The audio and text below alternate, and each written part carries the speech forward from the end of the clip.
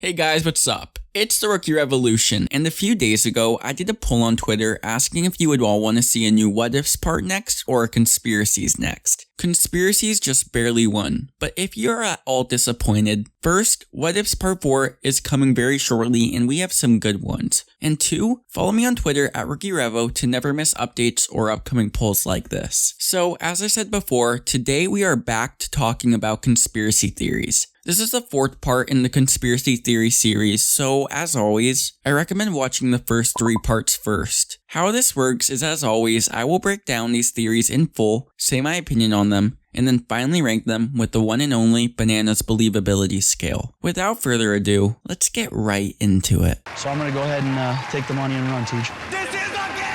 Disclaimer, these are all theories and all just for fun. Okay, the first theory I will be talking about today is if Bananas and Nani were really exes or if it was just a ploy to give Bananas a spot on Exes 2. Bananas and Nani were paired up together on Exes 2, much to everyone's shock. Because no one even had a clue they were exes, which led some to think it was fake to give Bananas a partner. I'm gonna be examining their relationship. Nani, who do you think your partner is? I don't know, I have options. We have it under pretty good authority. You had a secret fling with Bananas.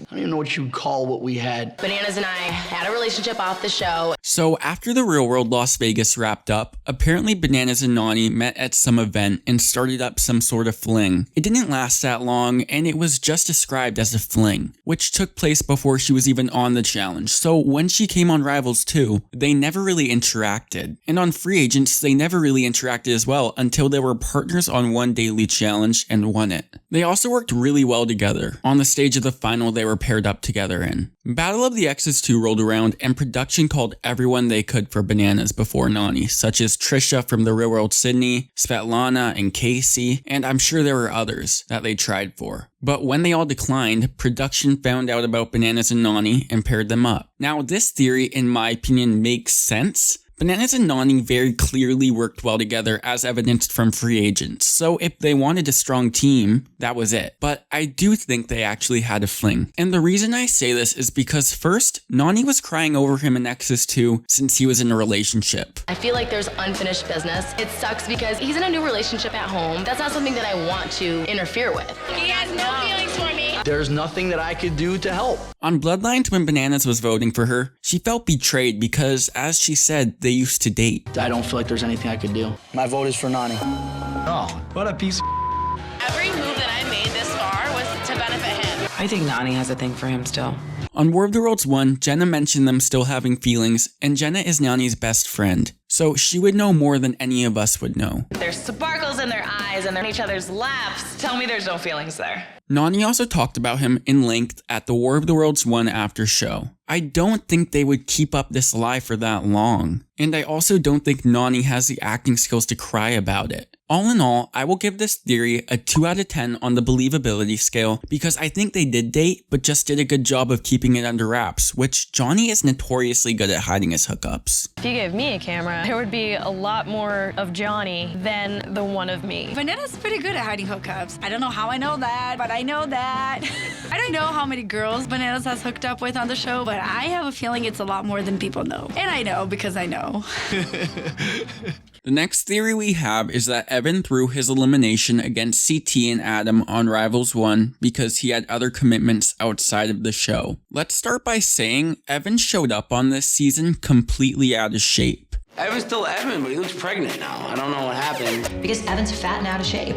It seemed like from the beginning he just wasn't taking this season as seriously as he would in the past. It seemed he was more focused on just helping advance Kenny and Johnny in the game. With that said, they made a plan pretty early on in the season for Evan and Nehemiah to throw a daily in order to take out CT. This plan kept failing because of Kenny sucking, but Evan finally successfully got thrown in, and in the elimination, as Evelyn said, he looked like a beached whale. He looks like a beached whale out there. It was pretty hard to watch, and I especially felt bad for Nehemiah. as Evan didn't seem upset he lost at all, and on the after show he would just make jokes about it and just not consider Nehemiah's feelings. Yeah, I mean, I screwed Nehemiah pretty good, I'd say.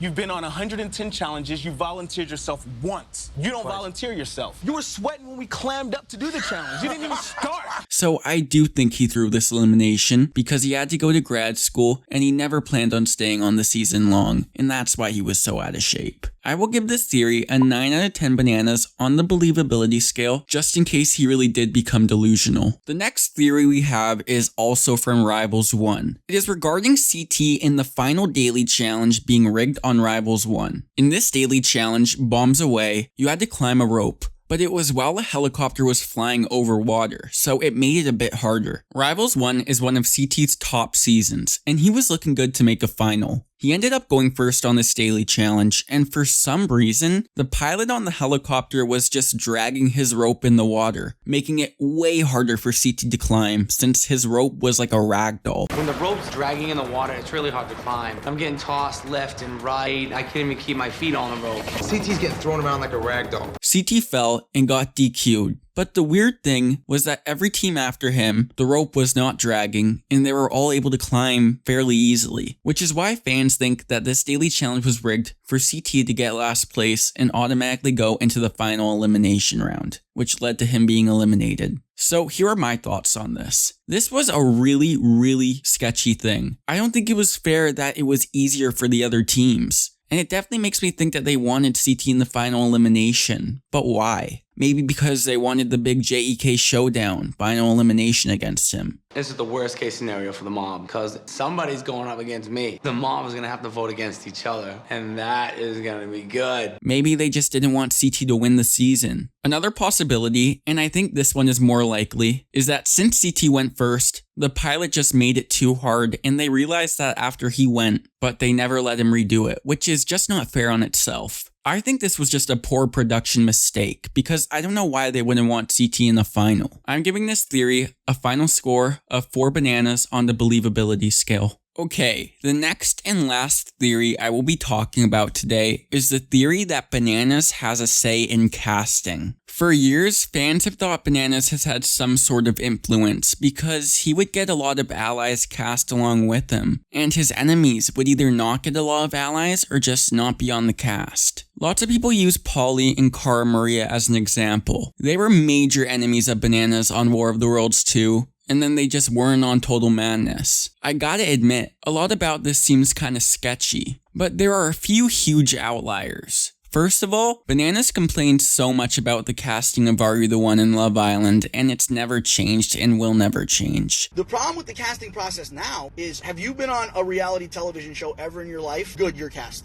The injection of blood we're getting is not the right one. Second is, if all of Bananas' enemies weren't cast anymore, we just wouldn't have a house, as it would just be him and Leroy. Here only like Tony. None of these people like you. And lastly, we all know Bananas is in a relationship with Morgan Willette, and Morgan had a bad breakup with Jay over cheating on him with Bananas. Jay hated Bananas, and I am sure Bananas was not fond of Jay either. And then she went out on the challenge, and then the next thing I know, Morgan's on a 2-week vacation with Johnny Bananas, so now you're in a love triangle. And I'm like, I will be honest, I kissed him. Did you sleep with Johnny Bananas and cheat on me? No, okay. Jay was cast on Total Madness after all of this, and I think this was a big tell that Bananas had no say, as historically, he hates talking about his relationships, especially on the challenge. Morgan, are you guys dating now? Here's what we are. We're not talking about our relationship on this reunion show. That's what we are. Bananas and Jay have a mutual ex-girlfriend. It's not like this. Johnny, if you could burn a hole through your camera right now, he would. I know. That you took the chick, so good job. Bananas might get 1%, if any, on casting input, but there is no way a cast member really would get to say anything on the matter. Even Bananas, who says he's a producer of the show. I'm going to give this theory a final score of 1 bananas out of 10 on the believability scale, just because I don't buy any cast member would have any say on casting at all. Alright, thank you all so much for watching. Please leave some more conspiracy theories you've heard about on the challenge in the comments for me to cover in a future part. I have some really fun content coming up soon, including the next part of my What If series. I really hope you all enjoyed. I just love conspiracy theories, but remember, they are all theories and these are all just for fun. Follow me on Twitter at RookieRevo, link in the description. Please like, comment, and subscribe. We're almost at 2,000 subscribers. Thank you all so much for that. And until next time, take care.